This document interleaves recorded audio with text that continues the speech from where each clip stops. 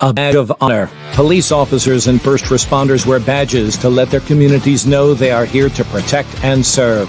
But that's not how it feels today, and the stress of the job is taking its toll, taking lives through suicide and post-traumatic stress injury. A Badge of Honor podcast features the cast of the same name, Sam Horwitz and John Salerno. Sam, John, and the team offer the first responders workshops through their critical incident stress management teams and mental health liaisons to offer state-certified T-Cole credit programs that save lives. It's time to smash through the stigma. It's time to heal from your injury, and it's time to back our blue. Welcome to A Badge of Honor podcast. Here are your hosts, Sam Horwitz and John Salerno.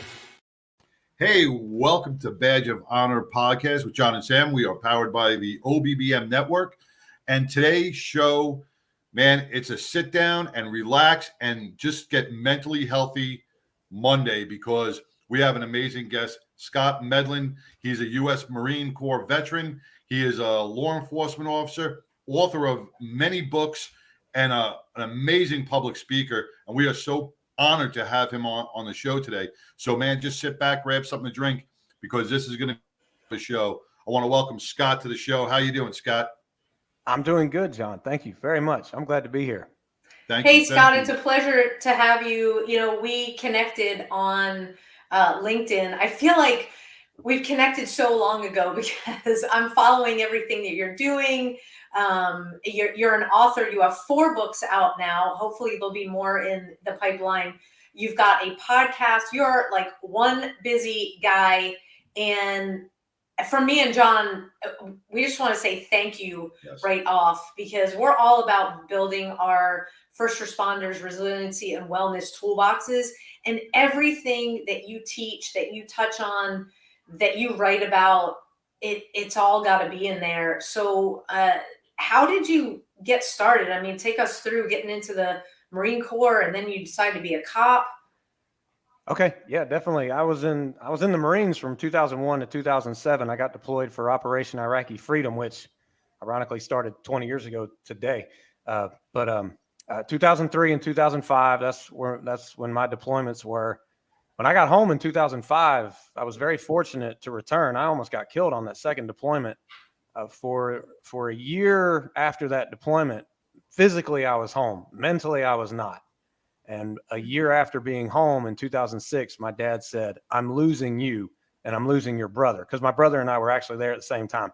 And he was in the Marines too. So we were in the same exact unit. He said, "I'm not going to lose you two." And I realized right then and there it was serious. And both of us got diagnosed with post-traumatic stress disorder, but we weren't going to view it as a disorder. We were going to view it as something that make us stronger. So we got the assistance that we needed professionally, and we never looked back. By the way, that was neuro-linguistic programming, which I'm a big fan of. But right after graduating college in 2007 and getting out of the Marines, I went into law enforcement, and I served, and I was sworn all the way until 2022. But there were really, really unexpected rocky roads along the journey. But what really got me on this journey was in 2020. That's when I learned for the first time, after being on the job for more than 10 years, that's when I realized and learned for the first time that more police officers are dying by suicide. I know I'm not saying that was the first time it had happened. I know it's been happening, but why do I have to be in the career for 10 more years to finally learn that? That should have been front and center knowledge, just as trained as much as recognizing the external risks, external threats of the job. And it wasn't. And I didn't know how to get help from within the department. Nothing. I said, I've got to be a part of this fight to bring these suicides down. I've got to be a part of this fight to raise morale on an individual level, because we can't keep reacting to external circumstances. We have to create the mind we want to create the life we want and the career we want, and to overcome those obstacles. So I wrote my first book, Mental Health Fight of the Heroes in Blue, and I pretty much haven't looked back. That's the mission, to keep police officers alive and thriving. Right here. Yeah. It's a fantastic book. Really, let me just touch on something real quick, John. So, Scott, your dad realized that you needed help. So you got help before you went into law enforcement. Do I have that timeline correct? So Yes. when you, okay, great. So when you were realizing that things were still not okay, that every once in a while you were struggling. And of course, John and I both have been through a post-traumatic stress disorder diagnosis. Agreed. We don't live disordered. You are not your disorder. And so you're learning coping mechanisms. You're learning how to manage your triggers. Could you go back to the VA to seek out help? Or were you just so inundated at your job as a cop that it was like, I need something here? I could go back to the VA, but my experience personally with the VA has not been good.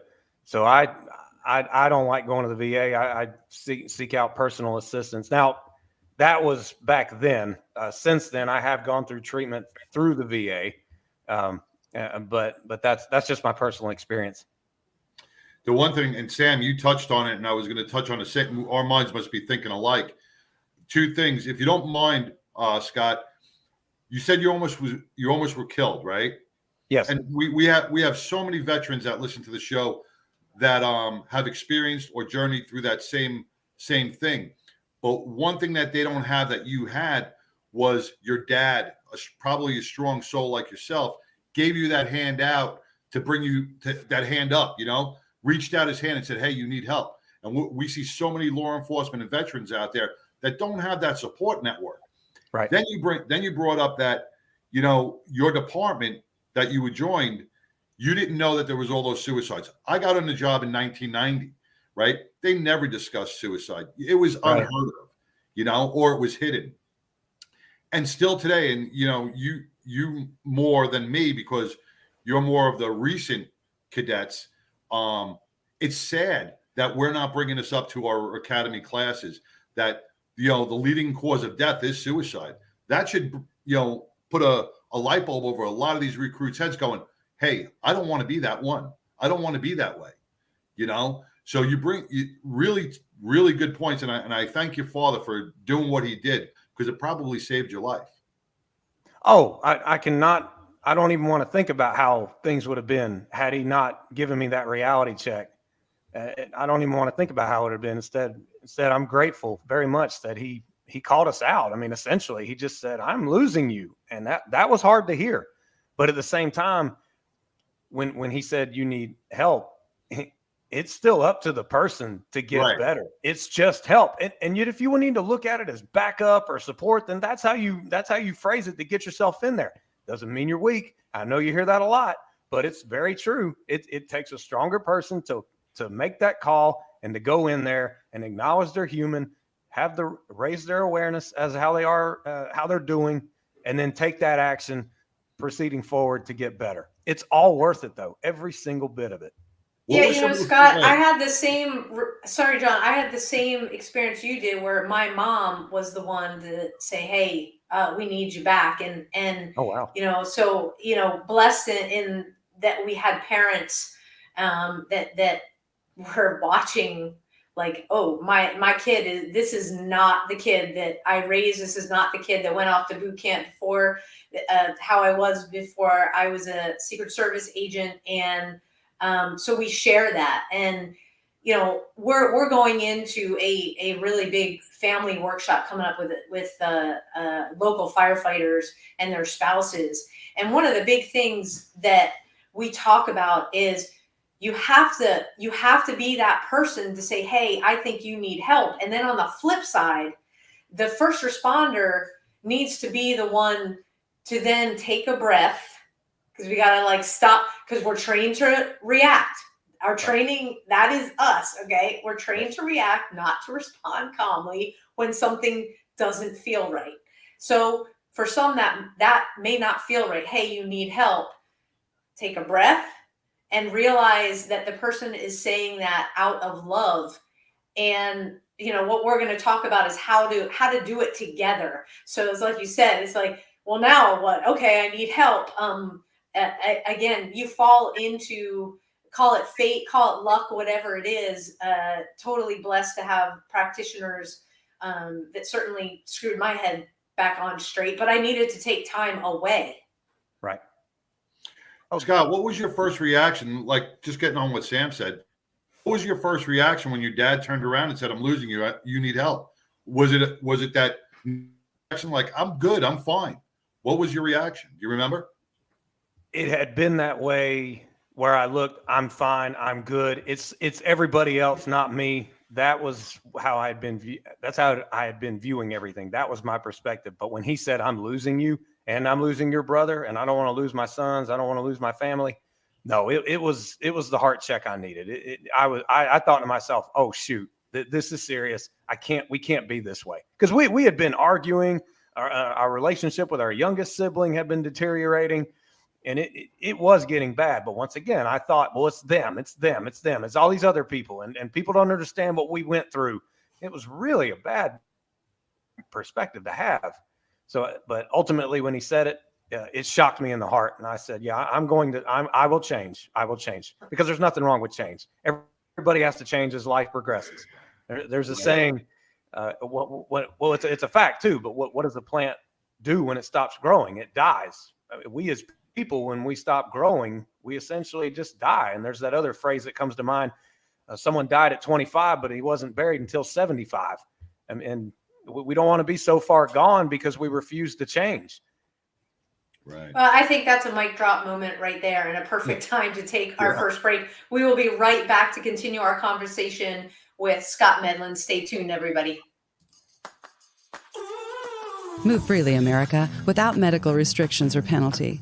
Without medical freedom legislation in place, our rights and freedoms are one vote away from being dissolved. Move freely, America, with one voice, without fear of retribution, achieving a common goal, medical freedom. We the people make our voices heard by connecting with state legislators and engaging a constitutionally compliant medical Bill of Rights for all citizens. Individually, change is improbable, but as an aggregate, attainable. It's time to act with one voice. My voice. And my voice. And my voice. And my voice. To protect our freedom, creating one voice that cannot be ignored. This requires your voice, too. Move Freely America. Go to movefreelyamerica.org to find a chapter near you. Plug in, donate, and help our legislators defend our God-given rights under the Constitution. Move Freely America. My voice. And my voice. And together with your voice, we're one voice that cannot be ignored. Donate today. MoveFreelyAmerica.org. Hey, welcome back to a Badge of Honor podcast with John and Sam and the amazing Scott Medlin. Am I saying your last name right? Yes, you said it right, John. Yes, all right. Because correct me if I'm wrong, because I'm really bad like that. No problem. And we've been discussing, not only the flags that other people recognize that we don't recognize in ourselves, but how to get over that hump and how to accept help. And Scott, you brought up that your pop said, we're losing you. And Sam, I know your story is the same way. You opened up that note and it said, "We want you back." Mine was a little different. Tara was saying it to me for years, and I was not hearing it until a SWAT team shot tear gas through my windows. That was kind of my eye-opening, awakening, going, wow, I have a problem, But I'm like what you said, Scott, I was not seeing it. I was not seeing the signs. I was like, it's not me, it's everybody else, So I'm trying to understand, like Sam, when you got that note saying, "Hey, we need you back," what was your mindset at that point? Just reading that going, "We need you back." Was it that I'm not gone, or was it, oh man, was it that reality check? It was relief. It was. Yeah, because as we talk about, in our workshops, and Scott, what you talk about is like, because of our training, we're not trained to show weakness. We're trained to deal with what we have to deal with, and then we move on. And 9/11, nobody wanted to talk about the 2-ton elephant in the room. We didn't have a field office. Our building was 7, last one to come down that day. And it's just a first responder going through trauma. There's no outlet. I'm by myself living in my apartment. Who am I going to talk to? I didn't have a cat. I didn't have a dog because travel, right? I had a beer. I go wine bottle. That's right. That's what we did, because it's if you after, half the whatever is gone, you're like, F it, I don't need to talk. There was a time, while I was getting help, and Scott, you talk about this in your book, kind of like those danger signs, and we're talking about going into depression. It's a word that first responders do not want to relate to, let alone say, yeah, here, me, Right. it's me. Right. And once you're down that rabbit hole, which I was so far down that rabbit hole, the anger, the inability to communicate, because I couldn't make sense of what was going on in my head. Scott, reading your book, I know it was the same for you. And that's where the word fine, that 4-letter word, everything's fine. Everything, when we know it's not fine, but it's like, F the world, man, you don't get it. You don't know what I've been through. And to have somebody say, whoa, I may not have done what you have done, lived the way you have lived. Help me walk in your shoes. Help me get in here by talking. Right, Scott? And that's what you bring up. This was the book right here, Mental Health Fight of the Heroes in Blue. This was your first book, right? Yes, that was my first one in 2020. And you have 4 total. Please go hit. Scott is a pro at this because he already put his website right there next to his name. You can find the books on the website. Highly recommend. It will explain what's going on up here. And I wanna dive into that a little bit, Scott, because when did you make the choice not only to get the help? That's part of it, but to become a lifelong learner of keeping yourself, your triggers, your mind healthy, well, to kind of like dive back into it a little bit. But how did you get immersed in it? Well, I realized that I had been through enough hard times that some were preventable because of they happened because I didn't take the action I needed to. And we only see change in our lives when we take action.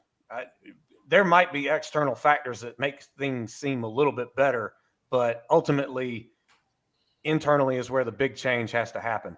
In 2016, my police canine and I were pretty much in the prime of our time working together. We were finally getting just amazing, consistent results. I was loving it, but I let that job become everything I was. It was my identity.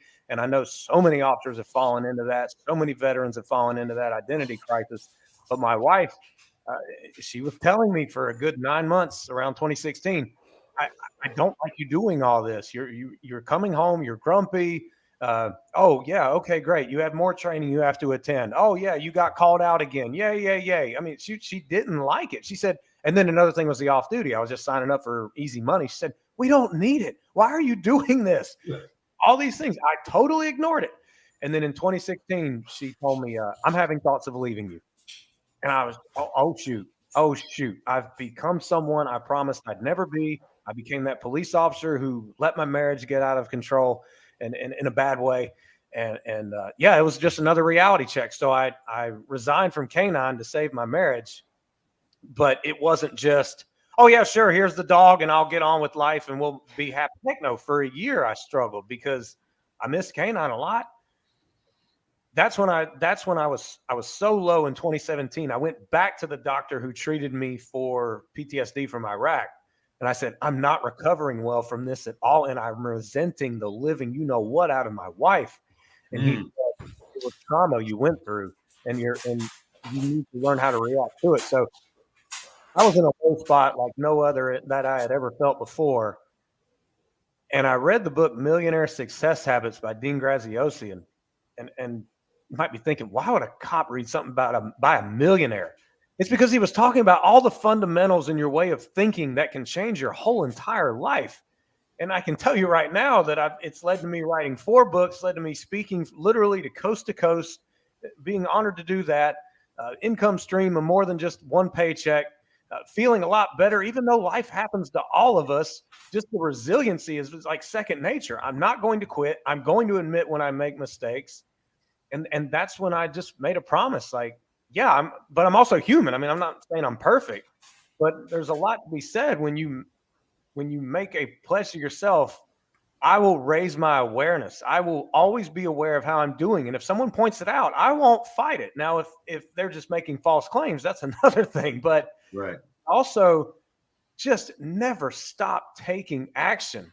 Whatever needs to be done, whatever your shoulds are, they need to turn into something you have to get done. And they will only get done if you take action.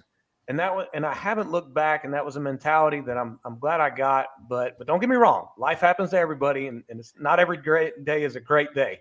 You know, you mimic exactly what our last week's guest with Code for Couples, Cindy Doyle, says when we talk about the family where the wife's going to leave because that's that's the aha moment going, oh no, so now I get rid of the canine, I get rid of something I love to save something that I love. But now I resent something I love because it made me give away something I love.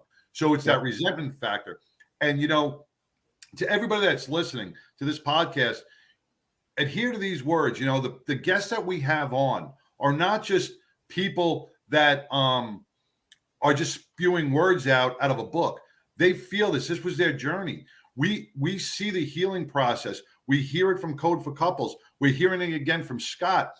When multiple people are telling you the same thing on this awareness level and the trigger levels, you have to have that soak in. And like we said in the beginning of the show, we have to turn around to ourselves and go, well, maybe it is us.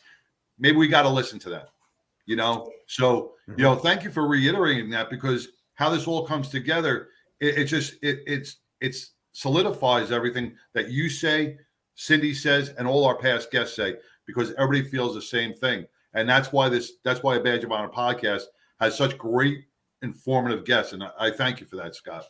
Yeah, this is great. We got to take another quick break. We will be back with Scott Medlin. Stay tuned, everybody.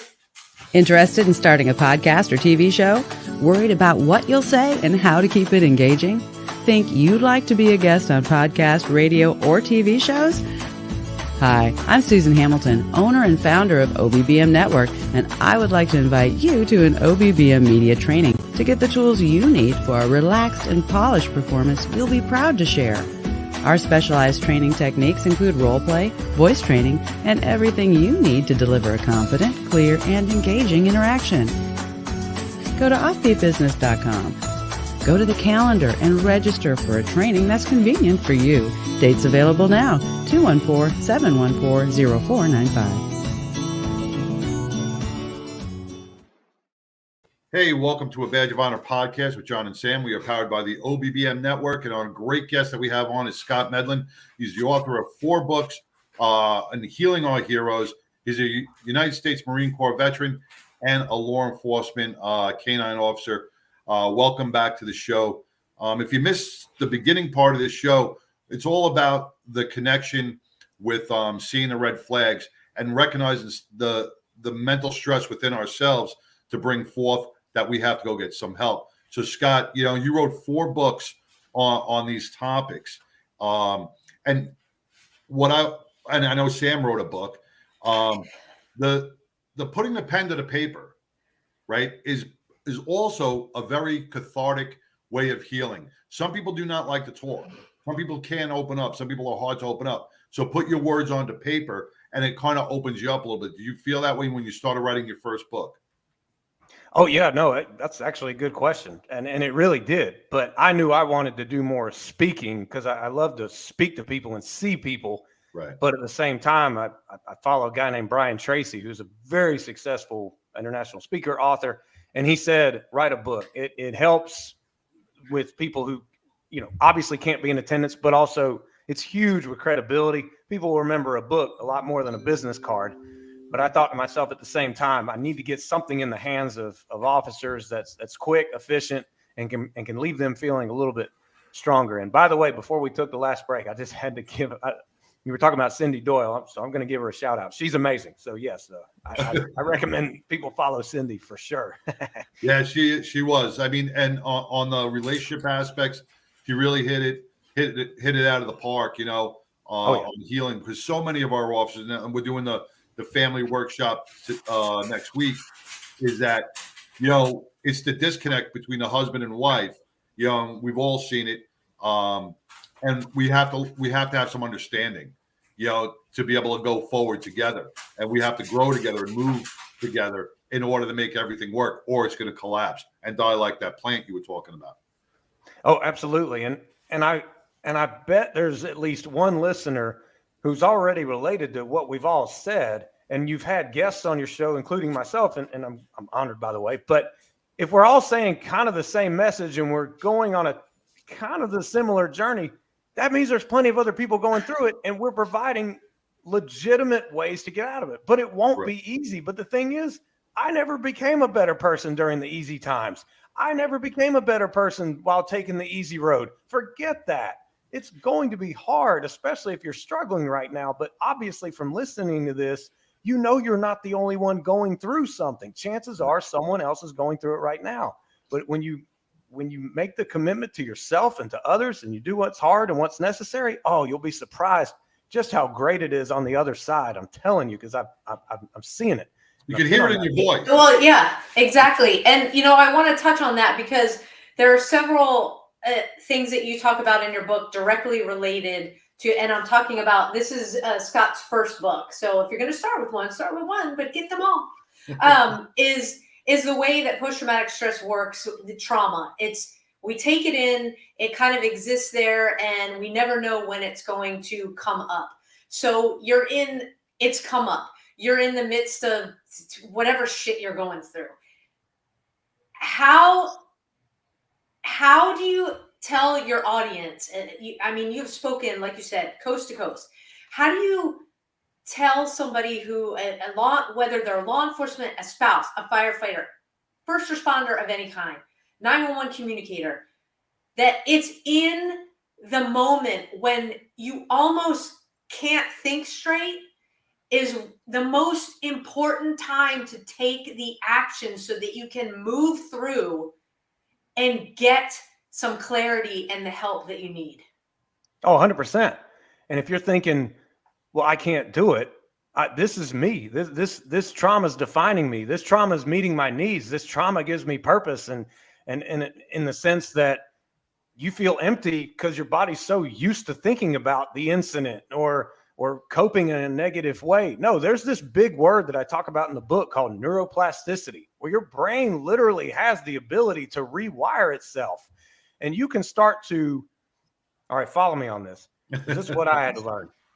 You can start to disassociate from the old thoughts that generate negative emotions that lead to negative actions, that lead to negative results in your life, career, relationships, whatever.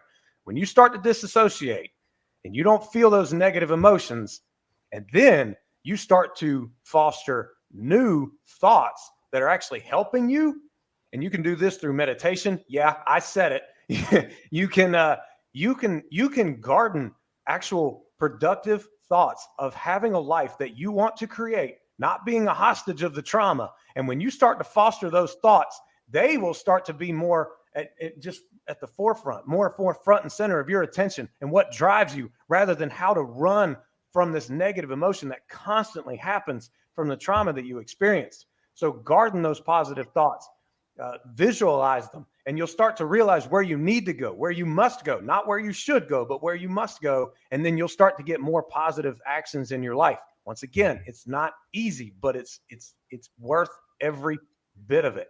And another thing that a doctor who helped me through the depression told me was, you can't underestimate the power of gratitude, because you can't start to change your life while being in the same negative state. So you have to start feeling gratitude and change your state of being. And he told me to write down 3 things that I was grateful for and do this each and every day. What do you know? After 30 days, my brain was literally thinking different, and the negative didn't have so much of a weight down on it. I know that's a lot of information, but that's it's so important, because I was one that poo-pooed. I was told to keep a gratitude journal. Poo-pooed. Okay. Bing to the gratitude journal. How's that, New York in the house? Is that better? Much better. For those of you listening, not watching, I just gave John the middle finger. Anyway, it was like, oh, Sam, gratitude journal, you got to do that. And I did some writing, but it was almost like the reminder of the trauma would come back up, and I'd have to go in my toolbox and utilize a skill to break that fight, flight, or freeze, get myself recentered. And I got into a grind by feeling I'm wasting my day, instead of turning it around and saying, no, you're saving your days, because Amen. those days were coming in the future. I just couldn't see it right there. So once I started keeping that gratitude journal, the same thing, and I've done a lot of little shorts and reels and stuff, and talked about the way that you start your day, and you have to do it very purposefully. And for years, I have had a high performance planner. Kudos to Brendan Burchard. He's an amazing guy. And I use his high performance planner because it puts you into that gratitude space, to where if anything comes at you, you can just take a pause, again, learning to respond, because we're really good at reacting, and saying, oh, no, this is what I'm supposed to be. Let's focus here. And so thank you for saying that, because the more times first responders can really hear that it takes purposeful action, that do we wish that the miraculous cure is just going to fall from the sky? Of course we do. It's just like wishing for that miraculous pill. Okay. Right. Eventually you're going to need more pills because of that pill. You know, I'm talking about medication here. Okay. Yep. If it's here, and managing that negativity, choosing to start your day in gratitude. You said in your book that at the end of your career, you look back and you realized that was my career. That was never me. Right. Can you talk about what we all do, which is take on our jobs as our identity? And I'm just going to call it as like the real danger in that, because of its impact up here. Well, let me explain one thing before Scott explains it, because you guys are really smart, and I know What you I'm gonna not. Explain. I want to explain to my East Coast brothers and sisters out there who don't understand such a big words that you guys are throwing out, and it's the Bruce Banner effect, and that's the way I look at it. And what you said, Scott, we bring into the identity, we turn into this identity. So, and it's a scary transformation when we try to come out of that, right? So when we think about Bruce Banner and the Hulk, and we turn into this, we go to the academy where Bruce Banner, we're these little nerdy guys going into the academy, hearing all this stuff, and all of a sudden we turn into this big green Hulk man who's going to save the planet, save the world, the whole bit. We forget how to transform back into Bruce Banner again, because it's a scary step. We don't understand what happened to us. And now we live in this Hulk body for so long, then retirement comes or an injury comes, and we're not that person anymore. How do we go back to that Bruce Banner persona again without turning into the Hulk? The triggers make us the Hulk again, and we start causing damage. So that's for my East Coast brothers out there. Figured I explained it a little better. No, that was a great analogy. Wow. It really was. Well, I can't elaborate any more on that. I'm just kidding. I'll put in my people have to realize who you are is way more important than what you do, bottom line. Yeah. And I know cops say, well, it is who I am. I am law enforcement. I bleed blue. No, if I were to cut you open, you would bleed red. So congratulations, you're a firefighter. No, I'm just kidding. but there, it does become our identity in the sense that it gives you purpose and you figure out it's you. No, it can never be internalized. It is always an external thing, because I realized when I left full-time law enforcement and went to part-time law enforcement, the department I worked at for several years, do you think I heard from all that huge family I had and whatever. No, they took my city card and said, hand your card over. I didn't even have direct access into the building anymore. And, I didn't leave on bad terms or anything like that. But if you're not careful and you don't know who you are as a person and what drives you, what wakes you up in the morning, and it can't be an external thing. It has to be an inner thing, like the purpose to serve. There's so many other ways to serve people. Trust me. But if you forget that and they say, hand over your stuff, and that was who you were, or you thought it was who you were, oh my, it can lead to so much trouble. And don't get me wrong, I'm proof of this when I had to hand over the dog and watch someone else take him. I sank. I absolutely sank. So I am here to just warn everyone about that. And here's the thing that sets in though. Officers will say, "Oh, I'm fine. I really am. I don't let it become who I am. I'm good." Well, here's the deal. Denial and complacency are not how we get through these mental health struggles we can find ourselves in, because everybody gets struck with a challenge mentally at some point during the career and in life. It happens. Denial, complacement, we can't do it. So don't settle don't settle. Keep growing as a person so you'll know who you are and you'll be more of value to others no matter what area of life you're in. And if you can't do the job, because it ends for everybody at some point, you'll still be able to continue to add value to people's lives, starting with your family, your friends, and then the people out there. Let me and you guys wait, hang on, because we're going to take a quick break. But what I want to say is you can start doing what Scott is talking about. Seriously, folks, by picking up his books. Okay, they're not difficult to read. We're using way bigger terms. Well, maybe you have a couple big terms in the books, but I do. It makes sense. It all makes sense. Trust me. So we will be right back with Scott after our break here. Stay tuned.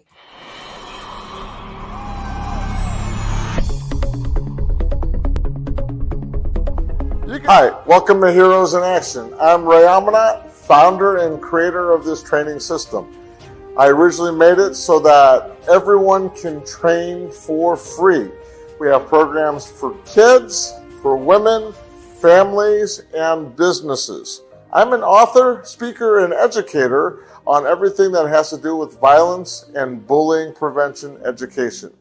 If you'd like more information about who we are and what our programs are, please go to our website at heroesinaction.us or give me a call if you have any questions at 727-314-2534. We hope to see you here to train. Hey, welcome back to a Badge of Honor podcast with John and Sam and Scott Medlin, U.S. Marine Corps law enforcement veteran and author of 4 amazing books.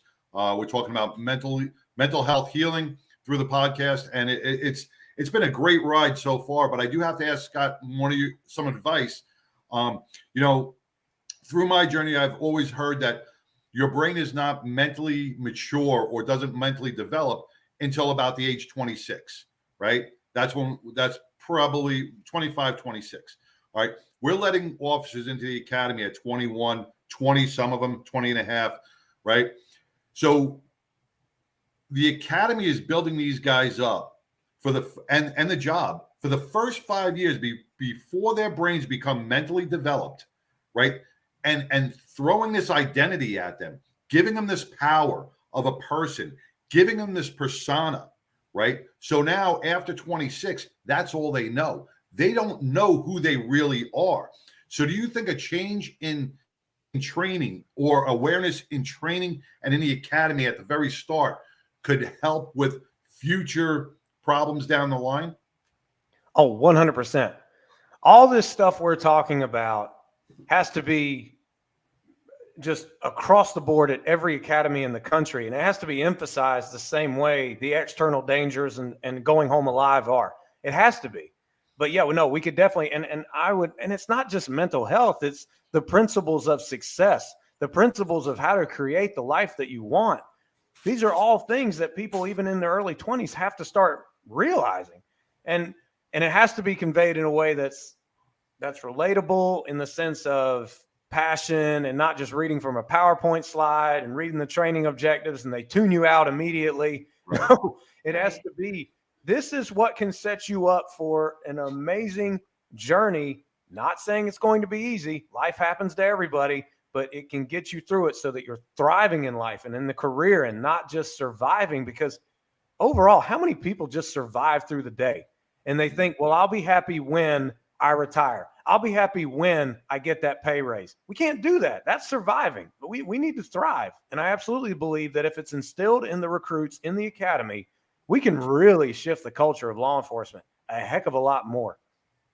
Do you believe, because you're a professional speaker coast to coast, what are your thoughts and what do you see? Because me and Sam see it around, we've been to a couple of different cities and we hear local. What are your thoughts coast to coast, countrywide, when you hear things from the different people at attend your seminars? Do you hear that there's not enough training in mental health? Do you see that there's lacking in some places and thriving in other places? Because you have a diversity of law enforcement officers that you interact with. Where do you see the pitfalls? Are they go by state to state, city by city, growth? What do you see professionally? What I've seen is some chiefs taking it very seriously, and they've poured out the resources they can for their departments, and it's great to see. And their officers are more attentive. But once again, we have to be real. We have to be authentic. It can't just be death by PowerPoint. But then I've had officers come up to me and say, well, some even through the academy, be like, yeah, no, I mean, they mentioned mental health, but it really wasn't a push. I mean, whatever. Wow, because the statistics show just how much we are literally dying from it.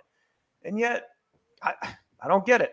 So I'm seeing a mixed bag. But what I can say is the academy classes that I've spoken to, oh my gosh, eyes wide open. They're like, whoa, who said anything about this? I get their attention a lot quicker than the typical veterans. And that's not bashing anybody. Trust me, if it is what it is. The recruits are more impressionable at the stage in their career, which is obviously the first stage.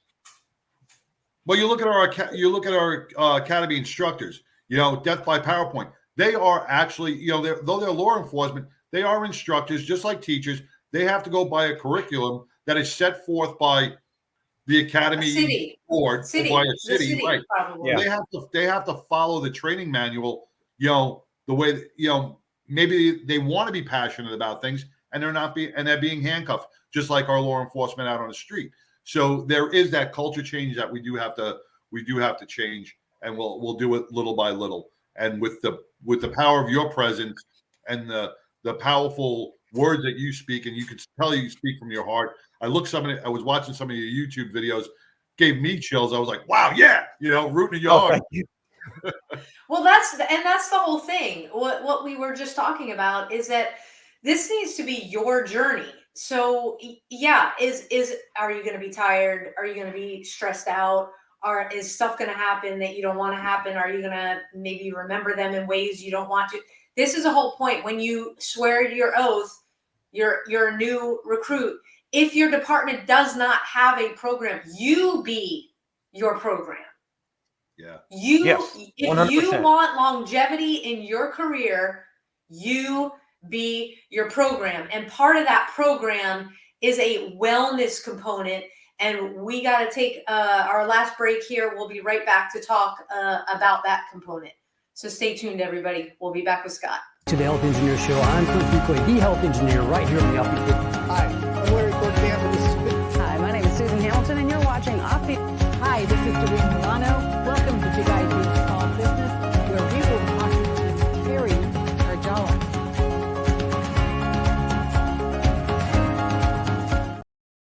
Hey, welcome back to a Badge of Honor podcast with John and Sam. Ooh, excuse me. And the amazing Scott Medlin, public speaker, U.S. Marine, law enforcement veteran. Coffee went down the wrong pipe. Coffee. So, Sam, we were talking about, being mentally healthy and prepared for our career journey. So, yeah. So part of that is, you've got the mental resiliency and the tools that you have in your toolbox. Again, pick up Scott's 4 books. With that is the wellness component. Okay. It was no joke. It is no joke. Why do you get body armor every 5 years? It is not because the warranty expires, because it doesn't expire in 5 years. It's because this starts, woo! Okay, that's it. That is, we watch our waistlines. Yeah. What are you saying? Our waistlines get bigger in general, okay? The wellness component has to be part of your, again, that longevity recipe. I remember all the aches and pains. I was smart, at least that's what people tell me, because I married a chiropractor who kept me in one piece, literally. And you talk about in your books, we talked about meditation. Meditation is not this woo-woo concept, because a lot of us do it already. We just don't call it that. Sometimes we call it just zoning out, but we find peace in that zone out. Okay, that's meditation. Petting your dogs and just being that, or if you have cats, sorry, dog people here. That is a form of meditation, but you can take it further than that to learn about meditation. Tactical stretching, yoga. It's real. And thank you for your reference to Sean. I always mess up his last name. Sean V. V. Sean V. I want to call VQ. Sean V. It sounds like when you start watching his videos that he's saying Sean, just the letter V, but he has other letters behind his name. And I started doing it and I was like, oh my gosh, I've been separated from the badge for so long, but just getting my mind into something different, stretching out, some things I frankly couldn't do, like my leg just it didn't want to go in the direction that he was saying, put your leg. So I did a modified version. But the whole point is, again, it's that growth, it's that learning. And it's not about pushing heavy weights all the time. I do that too. That is important. You got to embrace all of the tools and, talk about how physical wellness has really helped you along the way. I swear the one thing that helped me not give up, now there were those moments like when my dad said, I'm losing you. My wife said, I'm thinking about leaving you. But through the hard times in life, the one thing that has helped me to feel better, in the sense to keep me going so I can think about how to get out of a bad situation and stop thinking negatively or fix a conflict in life, is exercise. I read a headline the other day that exercise does more and benefits you more and is more efficient than what's in the medicines treating anxiety and depression. Move your body. Tony Robbins, one of the most successful self-help gurus out there. He is amazing. I mean, he talks about you have to change your physiology. Get to moving. Yeah. And when every time that I have exercised, all of a sudden, things that I was worried about, things that were plaguing me because I couldn't stop thinking about them, it didn't seem so bad, because those feel-good hormones were released, or the feel-good chemicals were released after I exercised. And if you've been out of which I know law enforcement, the rotating shifts, the overtime, it just seems like it can be impossible to get on something regular. You have to. It's not an option. You owe it to you. Another leading killer of law enforcement is heart problems. So you have to take care of yourself. But the thing is, go for a walk. Start 5 to 10 minutes with a Sean V workout or any kind of workout on YouTube. Just move. And the more you do it, the more it becomes habit. Physically, the better you'll feel, which also helps build confidence, which can help us mentally. I cannot harp on enough, obviously, the benefit of exercising. But the thing is, through my career, I thought to myself, I go to church, I'm with my family, I have friends outside of the job, and I exercise. I'm good. I'm fine. I don't need to do anything else. It made me complacent because I realized I wasn't growing in life mentally, and I was letting the negativity get to me a lot more. And that's what I'm saying. We have to take new things on or continuously get better in what we're doing to help actively cope and grow as people throughout a very challenging career. And that's why I wrote 101 Health Tips for Police Officers, because I just wanted them to have a plethora of options that they could take. But I can't Yeah, that is fantastic. And with the minute we have left here, just tell folks, you have your website up, thescottmedlin.com. Tell folks where they can find your podcast, and you have a sign up on your website for yeah. If you go to thescottmedlin.com, you can enter your name and email so I can stay in touch with you, and I won't share it with anybody, but you'll get access to my free mental survival checklist essentially. And it's very quick. And then you can start there, and we can get more involved as you start to follow what I've created and what I'm going to create in the future. And the podcast? Yeah, the 10 Code Mindset. It's on YouTube. And then I just started the audio portion less than a year ago, the 10 Code Mindset. And it's on all major podcast platforms. But if you really want to get through the stress and demands and trauma of the job, I can't recommend it enough. Let's stop surviving. Let's start thriving. That's the name of the game right there. I love that. I love that. That should be on a T-shirt. Yeah. It really should. It's an amazing way to think. It's changing that mental mindset from that negativity to the positivity, and it's a scary step, but it's a needed step. And I'm glad you bring that forth, because so many of us become very, very complacent because we're sitting in the patrol cars. Cops don't even get out on foot patrol anymore. And, they're not even walking around. They're driving by at 35 miles an hour. They're not even interacting with the public.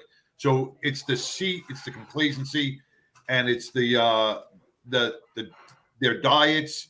They're not exercising. So take a little bit, like Scott said, take about 15 minutes a day. We all can make that time, right? 15 minutes will turn into 20 minutes. 20 minutes will turn into 30 minutes. And then you're going to see yourself changing over time. People will see a change in you. Everybody will starting to see a change. You'll start seeing a change in yourself if you just follow these simple codes that we should all be doing. We should all be doing. Scott, thank you so much again for coming on tonight, for sharing what you're doing. Again, Scott has made it easy. Fill your toolbox with what he spoke about, and there's more. Go to his website, sign up. You have a course online. Get all his books, because the more that you can take in, and it's simple stuff, the better. So, Scott, thank you so much. We will be in touch, and all the best to you and your family. Well, it's been an absolute honor. And to anyone out there who is going through a hard time, you can work your way out of it. A great quote I had or read was, if you need to change, just seek to change 1% each day, because at the end of the 365 days from then, you'll be 365% better. Just stick with it, please. Perfect. I love it. Amen. Amen Thank to you. that. Thank you so much. Pleasure. All right. Wow, that was fantastic. I am serious about the toolbox, folks. Go get Scott's stuff. Listen to the podcast. Take it in. Work it. Make that transformation, those small little things at one time, and you will find that you will just be a different person, a better person, and that means for yourself, for your family, for your department, for the world, ultimately. And speaking about being great for departments, we've got a bunch of things coming up. This Saturday, we have got a firefighter and family workshop. And we're talking all about some of the stuff that we talked with Scott tonight. And we're going deep into how to be a successful family unit.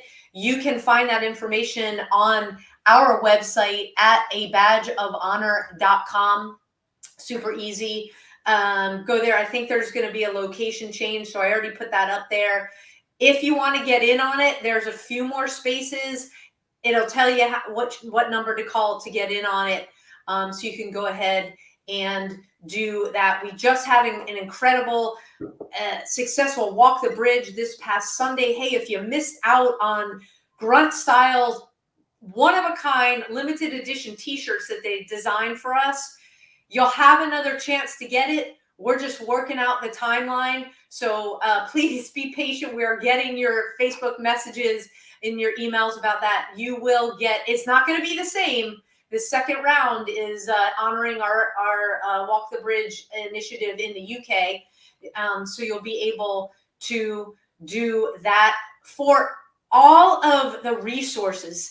We're going to get Scott. I already put this book, the book I showed right here, is up on the website, but I'm going to grab the rest of it. Sorry about the pixelization there.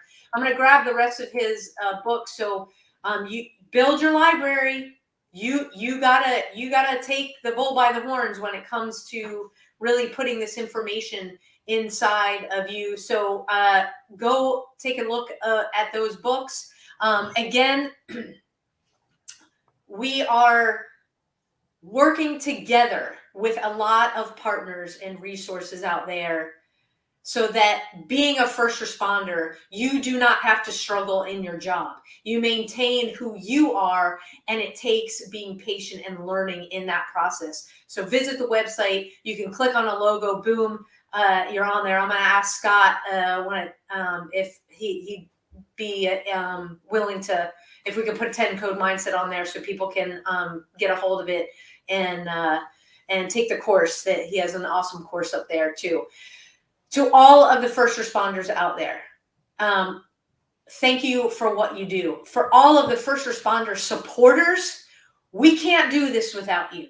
This is week after week. We bring you these guests. We do the workshops. We're out there with in the veteran community.